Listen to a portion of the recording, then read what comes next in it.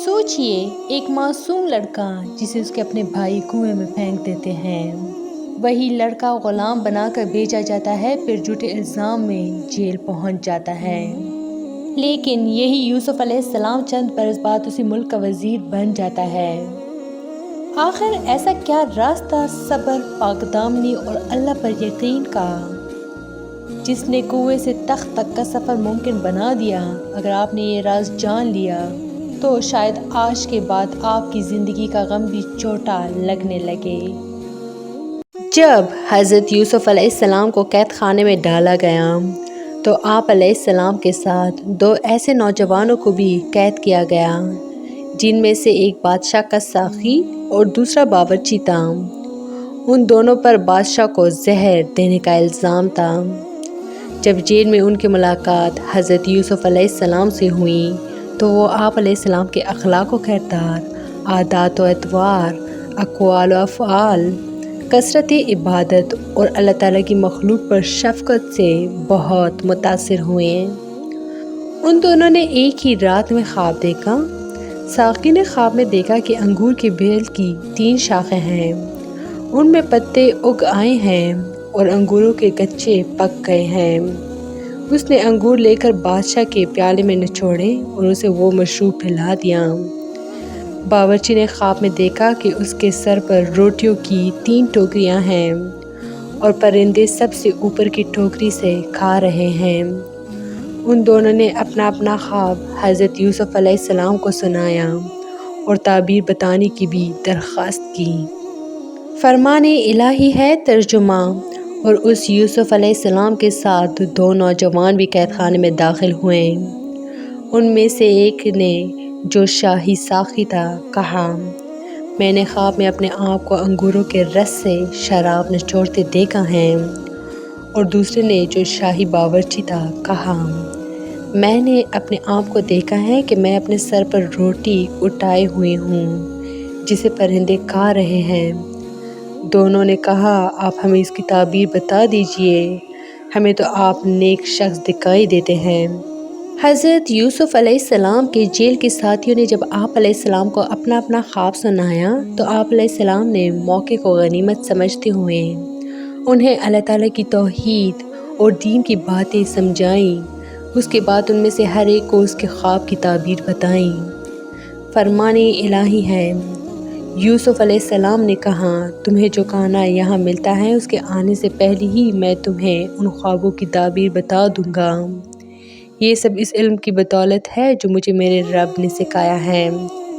बेशक मैंने उन लोगों का दीन छोड़ दिया है जो अल्लाह पर ईमान नहीं रखते और आखिरत का भी इनकार करते हैं। मैं तो अपने बाप दादा यानी इब्राहीम, इसहाक और याकूब अलैहिस्सलाम के दीन का पैरोकार हूँ।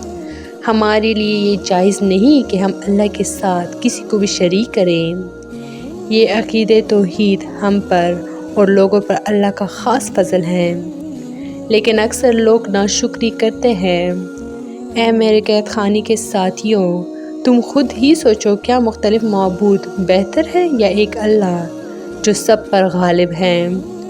इसके सिवा तुम जिन माबूदों की इबादत करते हो वो तो सिर्फ चंद नाम हैं जो तुमने और तुम्हारे बाप दादा ने खुद ही रख लिए हैं।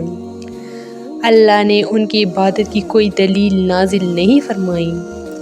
ताबेदारी सिर्फ अल्लाह ही की है। उसने हुक्म दिया है कि तुम सब सिर्फ उसी की इबादत करो। यही सही दीन है, लेकिन अक्सर लोग ये बात नहीं जानते।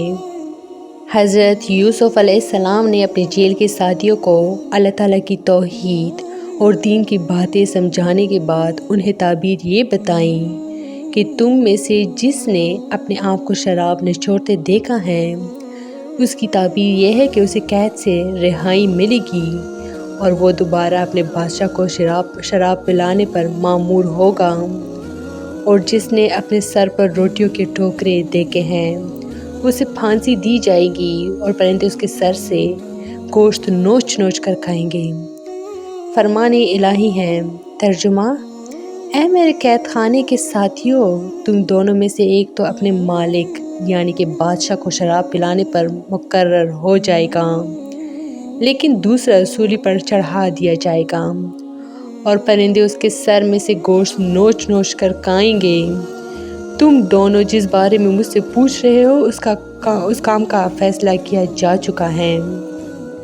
رسول اللہ صلی اللہ علیہ وسلم نے فرمایا، جب تم میں سے کوئی اچھا خواب دیکھے تو اس پر اللہ کا شکر ادا کریں اور اسے اہل علم کے سامنے بیان کریں، اور اگر کوئی ناپسندیدہ خواب دیکھے تو وہ شیطان کی طرف سے ہے، لہٰذا اس خواب کے شر سے اللہ تعالیٰ کی پناہ مانگیں اور وہ خواب کسی سے بیان نہ کریں، ایسا کرنے سے وہ اسے نقصان نہیں پہنچائے گا۔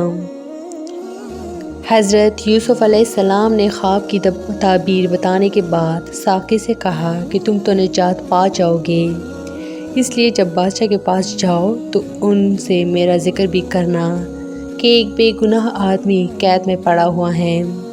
رہائی پانے والے ساقی کو آپ علیہ السلام کا بادشاہ کے سامنے ذکر کرنا شیطان نے بلا دیا۔